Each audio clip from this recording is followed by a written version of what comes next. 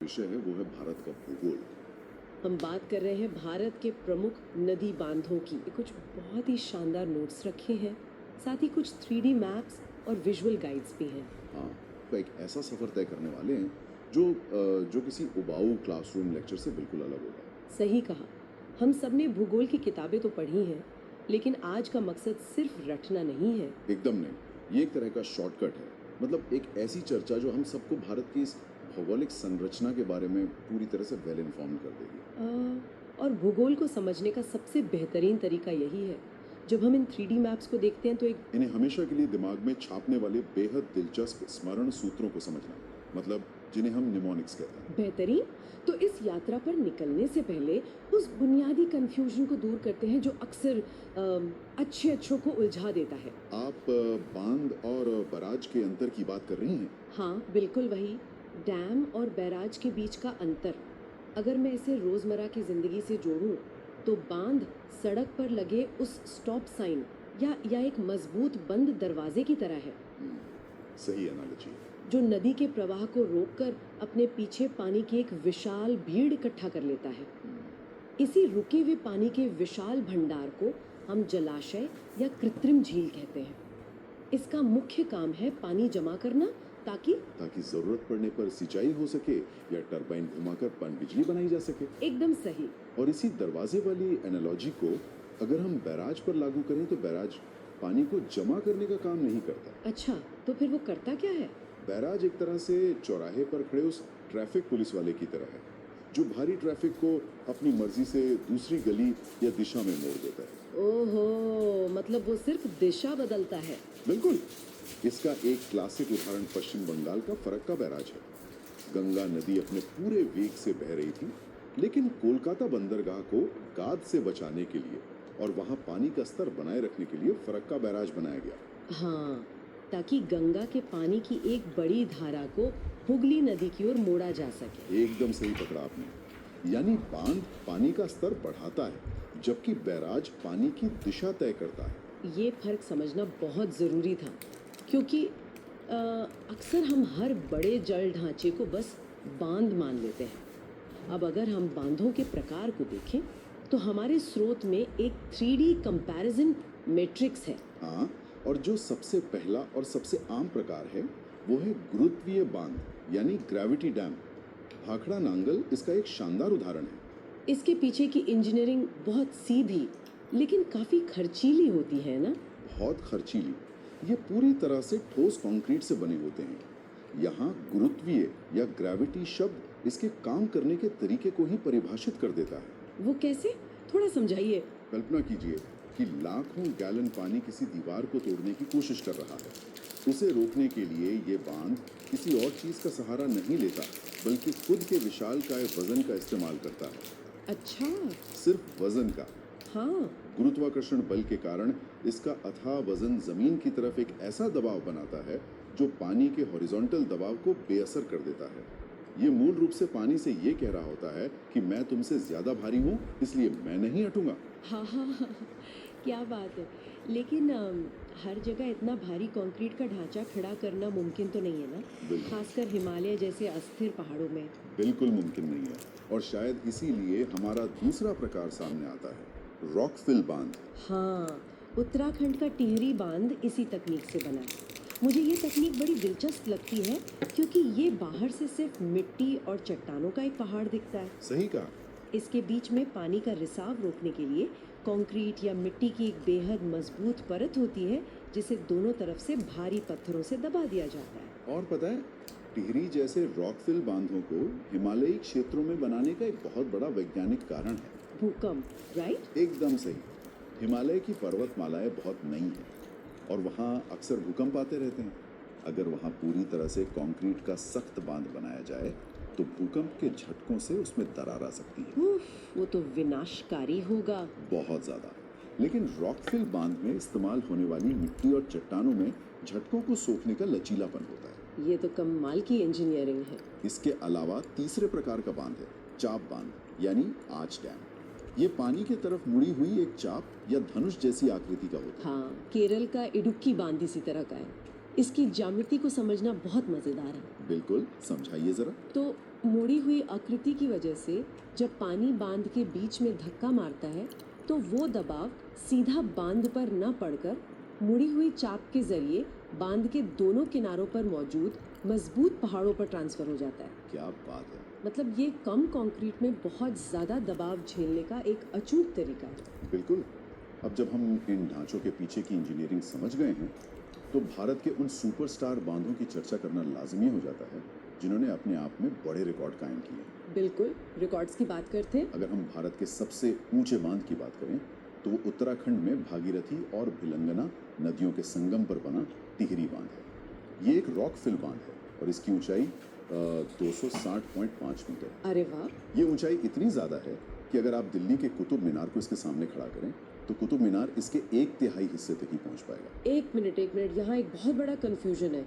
मतलब बचपन से हम सामान्य ज्ञान की किताबों में पढ़ते आए हैं कि भाखड़ा नांगल भारत का सबसे ऊंचा बांध है। हाँ, ये सवाल बहुत लोग पूछते हैं। अब आप यहाँ टिहरी को सबसे ऊंचा बता रहे हैं, इसमें असल पेच क्या है? ये उलझन इसलिए होती है क्योंकि हम कैटेगरी को भूल जाते हैं। अगर सवाल ये है कि ओवरऑल भारत का सबसे ऊंचा बांध कौन सा है तो वो टिहरी है जो 260.5 मीटर का है। अच्छा। लेकिन अगर सवाल विशिष्ट रूप से ये है कि भारत का सबसे ऊंचा गुरुत्वीय बांध यानी ग्रेविटी डैम कौन सा है तब जवाब भाखड़ा नंगल होगा। ओह, तो कैटेगरी का खेल है सारा। बिल्कुल। ये हिमाचल प्रदेश और पंजाब की सीमा पर सतलुज नदी पर है। चूंकि ये पूरी तरह कंक्रीट से बना एक सीधा खड़ा ढांचा है इसलिए ये अपनी श्रेणी में सबसे ऊंचा है। और इसके पीछे जो विशाल जलाशय बनता है उसे गोबिंद सागर झील कहा जाता है। बिल्कुल। मतलब सिर्फ कुल ऊंचाई देखी जाए तो टिहरी, और अगर कंक्रीट के वजन की बात हो तो भाखड़ा नांगल। एकदम स्पष्ट है। इसी क्षेत्र में ना व्यास नदी पर पौंग बांध भी मौजूद है। इसे याद रखने का सूत्र तो ऐसा लगता है जैसे आधुनिक जीवन पर कोई तंज कसा हो। अच्छा, वो कैसे? आजकल हर कोई व्यस्त होने का ढोंग रच रहा है तो व्यस्त से बना व्यास नदी और ढोंग से ध्वनि मिलती है पौंग बांध की। हाँ हाँ, व्यस्त का ढोंग और व्यास का पौंग जानकारियों को रोजमर्रा की जिंदगी से जोड़ना ना उन्हें हमेशा के लिए स्मृति में दर्ज कर देता है। बिल्कुल। कि मैदानी और अर्ध पहाड़ी इलाकों की तरफ आएं तो रावी नदी पर रणजीत सागर बांध है जिसे थीन बांध भी कहते हैं। इसे याद रखना तो बहुत आसान है। अब उत्तर के इन गहरे पहाड़ी गौर से निकलकर हमें भारत के मध्य और पूर्वी हिस्से की तरफ बढ़ना चाहिए जहाँ नदियाँ पहाड़ों से उतरकर मैदानों में आ जाती हैं। हाँ, और वहाँ बांध बनाने की इंजीनियरिंग और चुनौतियाँ पूरी तरह बदल जाती हैं। मध्य प्रदेश और राजस्थान का इलाका इसका बेहतरीन उदाहरण है। यहाँ वो चंबल नदी बहुत प्रमुख है जो यमुना की सहायक नदी है। जी, इस पर 3 महत्वपूर्ण बांध हैं। मध्य प्रदेश में गांधी सागर बांध और राजस्थान में जवाहर सागर और राणा प्रताप सागर बांध। इन्हें याद रखना तो काफ़ी आसान है अगर इनके नामों के पहले अक्षरों को जोड़ दिया जाए। इसका भी कोई सूत्र है? जी, एक छोटा सा सूत्र है राज, RAJ। आर से राणा प्रताप सागर और जे से जवाहर सागर, और राणा प्रताप का ऐतिहासिक संबंध राजस्थान से है तो ये दोनों राजस्थान में हो गए। और बचा गांधी सागर जो मध्य प्रदेश में है। बिल्कुल। और मध्य प्रदेश में ही नर्मदा नदी पर एक बहुत ही विशाल ढांचा है, इंदिरा सागर बांध। और अगर भारत के सबसे अधिक आबादी वाले राज्य यानी उत्तर प्रदेश की बात की जाए तो वहाँ बेतवा नदी पर माता टीला और रानी लक्ष्मीबाई बांध है। रानी लक्ष्मीबाई बांध को राजघाट बांध भी कहा जाता है ना? हाँ, और इसके लिए सूत्र है कि महारानी लक्ष्मीबाई अपने देश के लिए हमेशा बेताब रहती थी। बेताब शब्द से बेतवा नदी को आराम से याद रखा जा सकता है। बहुत बढ़िया। उत्तर प्रदेश और छत्तीसगढ़ की सीमा पर एक ऐसा भौगोलिक तथ्य छिपा है जो इंसान की क्षमता को दर्शाता है। आप रिहंद नदी पर बने रिहंद बांध की बात कर रहे हैं। जी, लेकिन जो बात इसे सबसे खास बनाती है वो है इसका जलाशय, गोविंद बल्लभ पंत सागर। ये भारत की सबसे बड़ी कृत्रिम झील है ना? बिल्कुल। और एक कृत्रिम झील का सबसे बड़ा होना कोई साधारण बात नहीं है। जब इंसान कंक्रीट की एक दीवार खड़ी करके एक ऐसा जलीय क्षेत्र तैयार करता है जो मीलों तक फैला हो तो वो उस पूरे इलाके का माइक्रो क्लाइमेट बदल देता है। मतलब वहाँ का मौसम ही बदल जाता है। हाँ, पानी का इतना बड़ा वाष्पीकरण आसपास की नमी और हवा के तापमान को सीधे तौर पर प्रभावित करता है। वाह, विशालता की इस चर्चा को अब थोड़ा पूर्वी भारत की ओर ले जाना चाहिए। झारखंड में बराकर नदी पर तिलैया और मैथन बांध है। हाँ, लेकिन जैसे ही ये भौगोलिक यात्रा उड़ीसा पहुंचती है, महानदी पर बना हीराकुंड बांध तो इंजीनियरिंग के एक अलग ही स्तर को परिभाषित करता है। ये भारत का सबसे लंबा बांध है। बिल्कुल। और हीराकुंड की कुल लंबाई 25.8 किलोमीटर है। अच्छा। इतनी ज़्यादा? हाँ, और इसका मुख्य बांध लगभग 4.8 किलोमीटर लंबा है। पर यहाँ एक सवाल उठता है कि किसी बांध को 26 किलोमीटर लंबा बनाने की आखिर क्या ज़रूरत पड़ गई? इसका जवाब वहाँ के भूगोल में है। हिमालय की तरह ओडिशा में नदियाँ गहरी खाइयों से नहीं बहती। महानदी एकदम सपाट पठारी क्षेत्र से बहती है। तो मॉनसून के दौरान इसका पार्ट बहुत चौड़ा हो जाता होगा? बिल्कुल। इतने बड़े इलाके में पानी रोकने के लिए एक बहुत लंबा ढांचा चाहिए, जिसमें मुख्य कंक्रीट स्पिलवे के दोनों तरफ कई किलोमीटर लंबे मिट्टी के तटबंध यानी अर्दन डाइक बनाने पड़ते हैं। इसका मतलब है कि भूगोल ही ये तय करता है कि डैम ऊपर की तरफ उठेगा या क्षितिज की तरफ फैलेगा। सही कहा आपने। और इसे याद रखने का तर्क भी तो बहुत सीधा है। इतना बड़ा और 26 किलोमीटर लंबा बांध किसी छोटी मोटी नदी पर तो बन नहीं सकता। उसके लिए तो किसी महानदी की आवश्यकता होगी। हाँ, इसलिए भारत का सबसे लंबा बांध महानदी पर स्थित है। ये पूरी तरह से तार्किक है। अब इस विश्लेषण को पूर्व से पश्चिम और दक्षिण के प्रायद्वीपीय पठार की ओर ले चलते हैं। वहाँ का भूगोल तो उत्तर भारत से बिल्कुल अलग है। हाँ, यहाँ की नदियाँ ग्लेशियर से नहीं बल्कि बारिश के पानी से भरती हैं और वे दक्कन के पठार की बेहद कठोर बेसाल्ट चट्टानों के ऊपर बहती हैं। तो पश्चिम की ओर बहने वाली दो सबसे प्रमुख नदियां हैं नर्मदा और ताप्ती। गुजरात में नर्मदा नदी पर सरदार सरोवर बांध है। जी, जो कि स्टैचू ऑफ यूनिटी के बिल्कुल पास स्थित है। हाँ, जिससे इसे याद रखना बहुत आसान हो जाता है। और ताप्ती नदी पर उकाई बांध और काकरापारा बांध है। इसका भी कोई मजेदार सूत्र है क्या? बिल्कुल है। काकरापारा में एक शब्द है पारा, यानी मर्क्यूरी। जब शरीर तपता है तो पारा ऊपर जाता है, तो तपती से ताप्ती नदी और पारे से काकरापारा बांध जुड़ जाता है। अरे वाह। कठोर चट्टानी क्षेत्रों की बात करें ना तो महाराष्ट्र में कोयना नदी पर कोयना बांध स्थित है। हाँ, मैंने पढ़ा है।